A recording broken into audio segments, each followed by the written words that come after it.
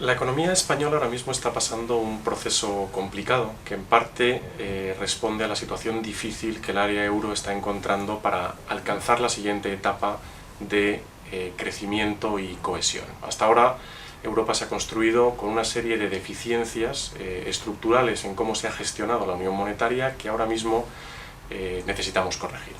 El problema de este tipo de procesos es que estas correcciones se tienen que producir al mismo tiempo que gestionamos una crisis, lo cual hace que sea difícil tomar las decisiones adecuadas por parte de las partes implicadas. Europa está dando pasos agigantados para mejorar esa situación y recientemente tanto la decisión de la Cumbre Europea donde se avanza en el mecanismo para formar una unión bancaria y una unión fiscal que eventualmente terminará en una unión política ya ha comenzado. Y por otro lado, España y otros países europeos están tomando decisiones que permiten pensar que están cambiando su estructura productiva y su funcionamiento para poder ser más competitivas en un entorno como el de la Unión Monetaria.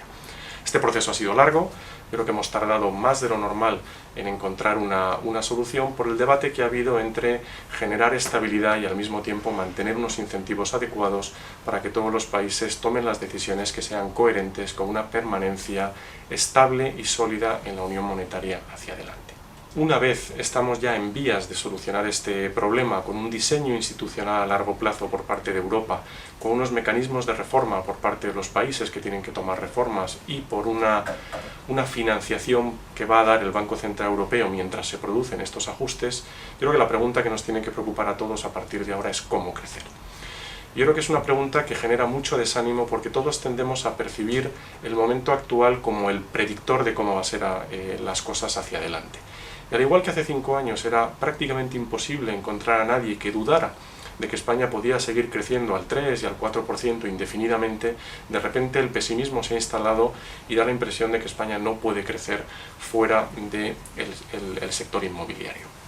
Nada más lejos de la realidad. La verdad es que cuando uno analiza cuál es el periodo de transformación de la economía española, está siendo bastante claro ya y nos está dando las pautas de cómo tiene que ser. En primer lugar, tenemos que hacer un ajuste del sector público para que funcione de una manera mucho más eficiente, un ajuste fino, entendiendo aquello que funciona hay que dejarlo, hay que potenciarlo para que sea más productivo, aquello que no funciona nos va a venir bien recortarlo para tener un nivel de gasto más bajo que nos permita también cumplir los compromisos con Europa. En segundo lugar, tenemos muchos ejemplos de empresas en muchos sectores de la economía que están aumentando su cuota de exportación o no reduciéndola significativamente en este periodo. De hecho, en los últimos 10 años, aparte de Alemania, España ha sido el único país de la Unión Europea que solo ha perdido un 4 o 5% de cuota en el mercado internacional.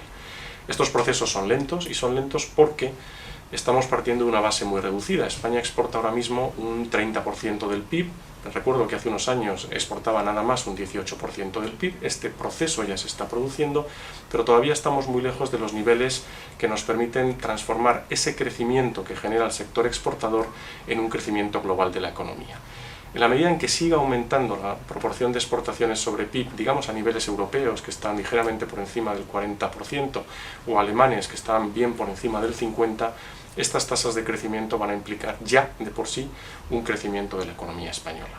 Pero debemos hacer más, porque ya sabemos que los sectores que crecen son sectores cuyo éxito se explica por empresas de éxito dentro de esos sectores. Y ya empezamos a conocer, con datos bastante claros en distintos países, cuáles son esas características que hacen que las empresas sean más productivas, generen mayor empleo y generen mayor producción. Y la verdad es que no hay muchos secretos. Estamos hablando de empresas que sean más grandes, de empresas que tengan más I+D y que tengan una participación de inversión extranjera. Ese tipo de círculos virtuosos en las empresas termina generando un aumento de competitividad que nos sirve bastante bien en los mercados de exportaciones. Ya hoy, el 76% de las exportaciones españolas se está produciendo en sectores que están igual de endeudados, y es decir, poco, que nuestros competidores europeos y que tienen índices de rentabilidad más altas.